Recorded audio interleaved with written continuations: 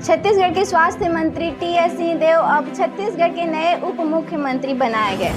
बता दें कि दिल्ली में एआईसीसी ने छत्तीसगढ़ में होने वाले चुनाव को लेकर अहम बैठक आयोजित की थी। वहीं कांग्रेस का बड़ा बदलाव देखा गया।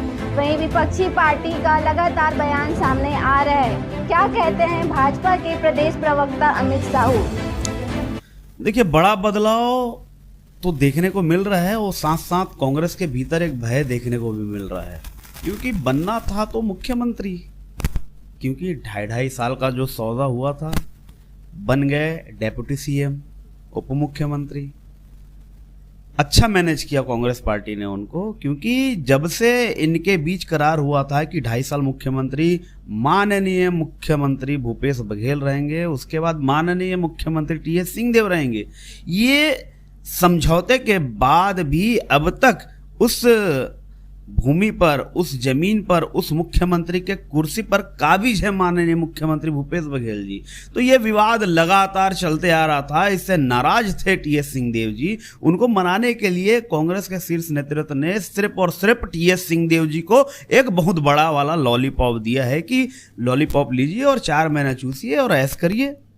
तो कुल मिलाकर एक झुंझुना पकड़ाया गया है टीएस सिंहदेव जी को, क्योंकि उप मुख्यमंत्री का दायित्व एक मंत्री के बराबर ही होता है। ऐसा नहीं कि वो मुख्यमंत्री बन जाएंगे, कायदे से उनको समझौते पे कांग्रेस के शीर्ष नेतृत्व को अमल करना था, मगर ये सिर्फ और सिर्फ धोखा हुआ है टीएस सिंहदेव जी के साथ, छलावा हुआ है टीएस सिंहदेव जी के साथ। और अब इसलिए ये कायवाद ये लगा रहे हैं कांग्रेसी, क्योंकि भूपेश बघेल के भ्रष्ट चेहरे से, उनके भ्रष्ट नीति से, उनके भ्रष्टाचार से, उनके अवैध काले कारनामों से छत्तीसगढ़ की जनता अवगत हो चुकी है। छत्तीसगढ़ की जनता जान चुकी है, छत्तीसगढ़ की जनता मान चुकी है कि अगर अब तक का सबसे भ्रष्टाचार करने वाला अगर कोई भ्रष्ट सरकार रहा है वो तो कांग्रेस की सरकार है, और उसमें मुख्यमंत्री भूपेश बघेल सबसे भ्रष्ट मुख्यमंत्री, और उनके पूरे के पूरे कैबिनेट, उनके पूरे के पूरे विधायक सबसे भ्रष्ट साबित हुए हैं। इसलिए उस डैमेज को कंट्रोल करने के लिए एक सीधा साधा सौम्य चेहरा के रूप में बलि का बकरा बनाकर कांग्रेस ने टीएस सिंहदेव जी को उप मुख्यमंत्री डेप्यूटी सीएम बनाया है। छत्तीसगढ़ में क्या प्रभाव देखने को मिल सके, क्योंकि आगामी चुनाव है? देखिए, कोई प्रभाव देखने को नहीं मिलेगा, क्योंकि जिस उम्मीद से, जिस विश्वास से, जिस भरोसे से 71 विधायक का 3/4 बहुमत छत्तीसगढ़ की जनमानस ने, जनता ने कांग्रेस के ऊपर भरोसा करके, चाहे वो महिला हो, चाहे वो युवा हो, चाहे यहाँ के बुजुर्ग हो, किसान हो, इन्होंने जो भरोसा इस सरकार पे किया था कि ये सरकार कांग्रेस की आएगी तो हमें फायदा होगा, मगर अब वही जनता, वही किसान, वही युवा, वही महिला, वही यहाँ का एक एक जनमानस अपने आप को ठगा हुआ महसूस कर रहा है, अपने आप को छला हुआ महसूस कर रहा है।